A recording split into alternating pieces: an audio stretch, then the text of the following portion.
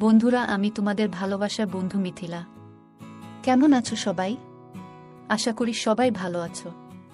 আজকে আবারও তোমাদের জন্য সম্পূর্ণ নতুন একটা মা ও ছেলের বাস্তব ঘটনা নিয়ে হাজির হলাম। তো ঘটনাটি শুরু করার আগে তোমাদের কাছে আমার একটাই অনুরোধ, তোমরা যারা এখনও আমার চ্যানেলটি সাবস্ক্রাইব করো নাই তারা এখনই ভিডিওতে একটা লাইক দিয়ে চ্যানেলটি সাবস্ক্রাইব করো। তোমাদের একটা লাইক আমাকে নতুন ভিডিও বানাতে উৎসাহিত করে। তো চলো তাহলে আর দেরি না করে ঘটনাটি শুরু করি। আমার নাম মিথিলা, আমার বয়স ৩৫-৩০ বছর। আমি দেখতে অসম্ভব সুন্দরী, কিন্তু আমার জিনবে কষ্টের শেষ নাই। কারণ আমার বিয়ে হয়েছে আজ ১৫ বছর হলো। আমার বিয়ের ১ বছর পরেই আমার একটা ছেলে সন্তান হয়, আর সেই ছেলেই আমার জীবনের একমাত্র সম্বল। কারণ বিয়ের ৫ বছর পরেই আমার স্বামী মারা যায়। তারপর আমি আমার ছেলের মুখের দিকে তাকিয়ে আর বিয়ে করিনি। আমার ছেলের বয়স এখন ২০ বছর। আমার ছেলেটা ও লাখে একটা, যেমন উঁচু লম্বা ঠিক তেমনি তার বডি ফিগার। তাই আমি আমার ছেলেকে সবসময় চোখে চোখে রাখি। আমি আমার ছেলেকে কোনো মেয়ে বন্ধু বানাতে দেয় না। আমার ছেলেকে একান্তই নিজের করে রাখতে চাই। এখন আমার ছেলে কলেজে পড়ে। এই পৃথিবীতে আপন বলতে আমার এই ছেলে ছাড়া আর কেউ নাই। তাই আমি আমার এই ছেলেকে হারাতে চাই না। আমি জানি এখনকার যুগের মেয়েরা খুব খারাপ, তার জন্য আমি চাই না সেই সব মেয়েদের পাল্লায় পড়ে আমার ছেলেটাও খারাপ হয়ে যাক। আমাদের বাড়িটা ৩ তলা বিশিষ্ট বাড়ি। আমরা থাকি ২য় তলায়। আমাদের উপরের তলা আর নিচের তলা ভাড়া দেওয়া। তাদের সাথেও আমাদের খুব ভালো সম্পর্ক। আমাদের উপরের তলায় যারা ভাড়া থাকে তাদের একটা মেয়ে আছে, তার নাম পূজা। সে আমার ছেলের ২ বছরের ছোট। মেয়েটা আমাদের বাসায় মাঝে মাঝে আসে। আমার ছেলের সাথে ও সে কথা বলে, কিন্তু তাতে আমি কিছুই মনে করি না। কারণ তারা হলো হিন্দু আর আমরা মুসলিম। সেই জন্যে আমি শিওর ছিলাম যে আমার ছেলে তার সাথে কখনো প্রেম করবে না। তাই আমি তার সাথে মিশতে বাধা দিতাম না। কিন্তু কিছুদিন হলো আমার ছেলের আচরণের ভিতর কিছু অদ্ভুত পরিবর্তন লক্ষ্য করলাম। আমাদের বাসায় যেহেতু আমি আর আমার ছেলে থাকি আর কেউ থাকে না, তাই আমি বাসার ভিতরে একটু খোলামেলা কাপড় পরি। আর তাছাড়া এখন খুব গরম পড়ে, তাই আমি একটু ছোট কাপড় পরি। কিন্তু আমার ছেলে ইদানিং কেমন অদ্ভুতভাবে আমাকে দেখে।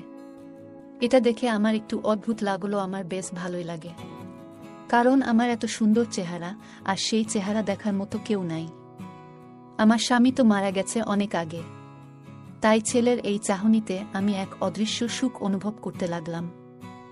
তখন থেকে আমিও খুব সেজেগুজে থাকা শুরু করলাম। আমার ছেলেও সবসময় আমার আশেপাশে থাকতে শুরু করল। কিন্তু হঠাৎ একদিন রাতে আমার ঘুম ভেঙে গেল। তখন প্রায় রাত ১২টা বাজে। আমি তখন বাথরুমে যাওয়ার জন্য আমার রুম থেকে বের হলাম। তারপর সোজা বাথরুমে চলে গেলাম। বাথরুম সেরে যখন আমি আমার রুমের দিকে আসছিলাম, তখন ছেলের রুম থেকে ফিস ফিস করে কথা বলার আওয়াজ আমার কানে এলো। তখন আমি আস্তে করে আমার ছেলের রুমের কাছে গেলাম। গিয়ে দেখি আমার ছেলে কারো সাথে ফোনে কথা বলছে। এটা দেখে আমি অবাক হয়ে গেলাম। আমি এতদিন যে ভয়টা পাচ্ছিলাম, তাহলে কি সেটাই ঘটল? আমার ছেলে কি তাহলে কারো সাথে প্রেম করছে? আমার মাথায় এইসব আজে বাজে চিন্তা আসতে লাগলো। তারপর আমি আমার রুমে চলে এলাম। রুমে এসে শুয়ে শুয়ে চিন্তা করতে লাগলাম, আমার ছেলে এত রাতে কার সাথে কথা বলছে? কোনো মেয়ের খপ্পরে পড়ল আমার ছেলে? এইসব চিন্তা করতে করতে আমি ঘুমিয়ে পড়লাম। পরের দিন সকালে ভাবলাম আমি ছেলের কাছে সরাসরি প্রশ্ন করব সে গত রাতে কার সাথে কথা বলতেছিল।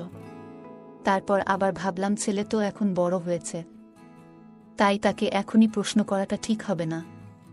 আগে আমাকে শিওর হতে হবে যে আমার ছেলে কার সাথে কথা বলছে। তারপর তাকে হাতে নাতে ধরতে হবে।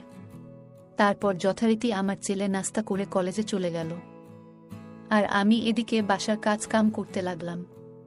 তারপর দুপুরে যখন আমার ছেলে কলেজ থেকে বাড়ি ফিরল, তখন আমি তাকে বললাম, বাবা অনেক দিন কোথাও ঘুরতে যায়নি, আমাকে একটু ঘুরতে নিয়ে যাবি?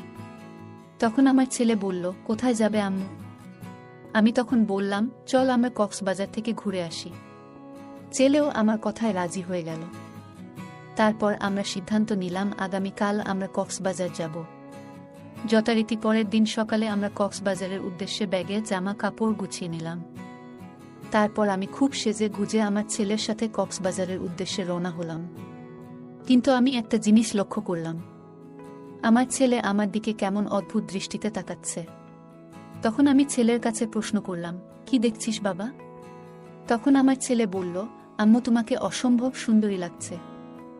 আমার ছেলের মুখে এমন কথা শুনে আমি একটু লজ্জা পেলাম। তখন আমার ছেলে আবার বলল, আম্মু আমি আর তুমি এই যে ঘুরতে যাচ্ছি, আমাকে দেখলে কেউ তো তোমার ছেলে বলবে না। তখন আমি বললাম, কেন বাবা? তখন ছেলে বলল, তুমি এতটাই সুন্দরী আর ইয়াং যে আমাদের যে দেখবে সেই মনে করবে আমরা প্রেমিক আর প্রেমিকা। তখন আমি আমার ছেলেকে বললাম, কে কি ভাবলো তা দিয়ে আমি কি করব? কিন্তু বন্ধুরা, আমার ছেলের মুখে এমন কথা শুনে আমি খুব খুশি হলাম। তারপর আমরা কক্সবাজারে গিয়ে পৌঁছালাম। সেখানে গিয়ে আমরা আগে হোটেল বুক করতে গেলাম। সেখানে গিয়ে আমার ছেলে 2টা আলাদা আলাদা রুম বুক করতে চাইল। তখন হোটেলের ম্যানেজার আমাদের দেখে প্রশ্ন করল, আপনাদের কি ঝগড়া হয়েছে? তখন আমি বললাম, কেন ঝগড়া হবে কেন? তখন ম্যানেজার বলল, তাহলে আপনারা 2টা রুম বুক করছেন যে? তখন আমি একটা অদ্ভুত সুখ অনুভব করলাম। তারপর আমার ছেলে আমাকে বলল, আম্মু কথাটা তোমাকে কিভাবে বলবো আমি ভেবে পাচ্ছি না, খুব লজ্জা করছে আবার ভয়ও করছে। তখন আমি ছেলেকে বললাম, আমি তোকে নির্ভয় দিলাম, তুই বল, আমি কিছুই মনে করব না, আর তুই যা বলবি আমি তাতেই রাজি। তখন আমার ছেলে খুব খুশি হলো। তারপর ছেলে আমার হাতটা ধরে বলল, আম্মু আমাদের উপরের তলায় যে মেয়েটা থাকে তার একটা বান্ধবীকে আমি খুব পছন্দ করি, আমি তাকে বিয়ে করতে চাই। এই কথাটা শুনে আমার মাথায় আকাশ ভেঙে পড়ল। বাবা চলো আমরা সমুদ্র সৈকত থেকে ঘুরে আসি। তারপর আমি আর আমার ছেলে 2জনে মিলে সমুদ্র সৈকতে গেলাম।